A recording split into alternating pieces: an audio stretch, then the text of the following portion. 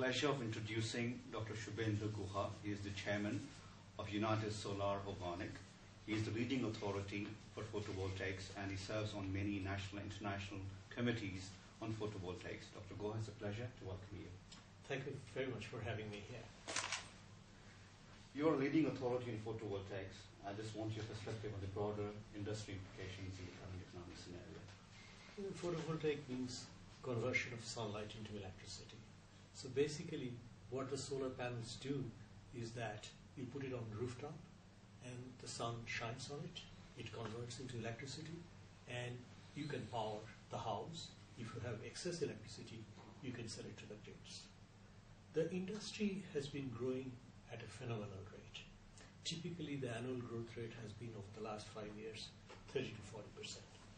The main reason is that people now understand the problems associated with conventional sources of energy. You know, if you burn coal, you create pollution. And many countries are promoting the use of photovoltaic. You know, the government has been very helpful in providing relief and support and extending rebates to people who install the photovoltaics on the roof. So I'm from California. I've got great initiatives by the local utility company. But up to 33% is what we get back. But still, it's an expensive proposition. A regular 200,000 square foot house costs you close to about $75,000. So you get back, one third of it. It's still expensive. You're saying going forward it's going to be a little... You are absolutely right, because today solar electricity cannot compete with conventional sources of fuel if there is no incentive. Many countries, as a matter of fact, Europe is much more generous in giving incentive to promote solar electricity than the United States. That's why a little place like Germany has more than 50% of the world market for PV. What they are doing is that they are giving incentive to use of solar electricity, and what that does is that allows manufacturers to expand their production facility, that allows manufacturers to develop improved technology, and based on that, the cost starts coming down. Today, we are not at grid parity yet, but almost every manufacturer you talk to, they will tell you that within the next 3 to 4 years, in sunny areas like California, we are going to reach grid parity.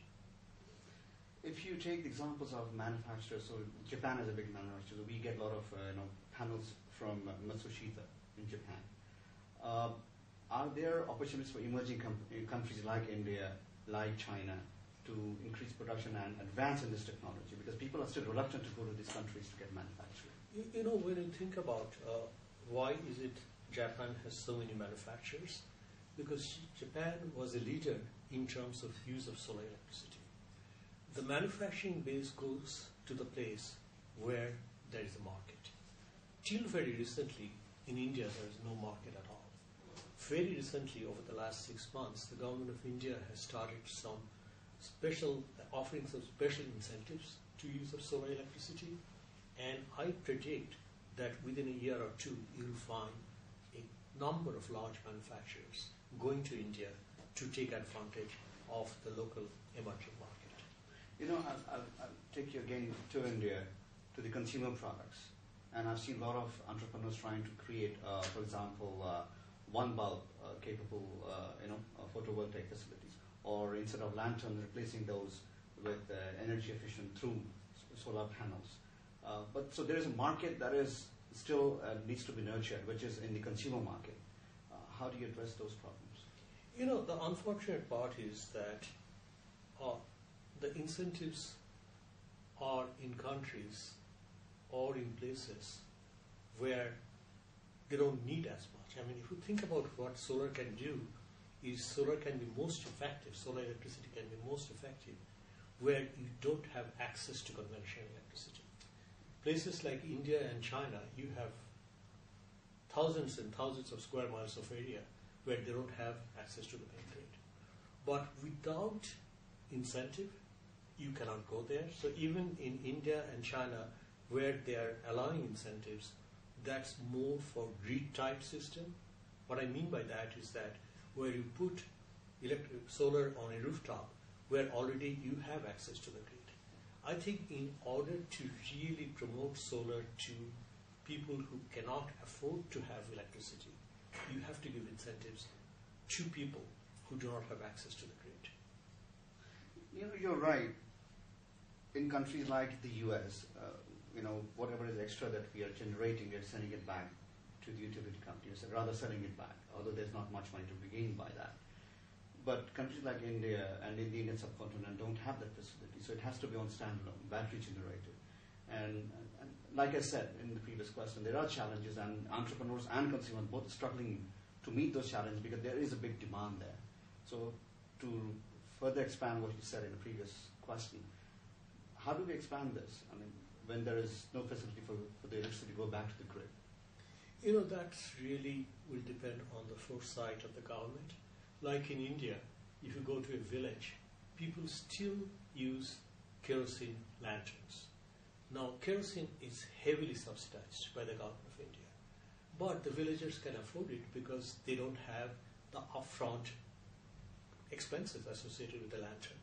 Now, if you buy a solar lantern, initially there is an upfront expense, but later on the electricity comes free because sun is there all the time.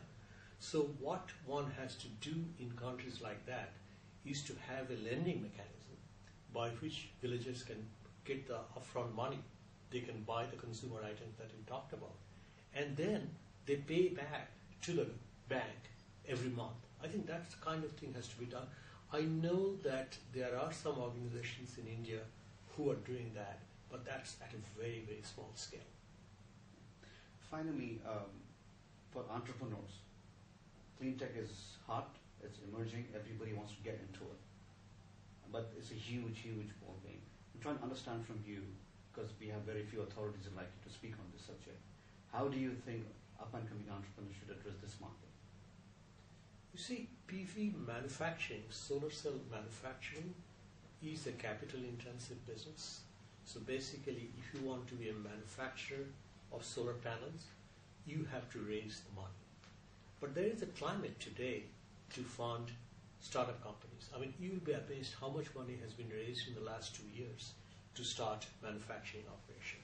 But on the other hand, if you go further downstream, if you buy the solar from a manufacturer, but spend your energy and time in deployment of the solar, that has less capital needed. And I think that's a market where people can get into very, very easily and quickly. Dr. Guha, thank you so much for your time. It's a pleasure. Thank you very much. Good talking to you.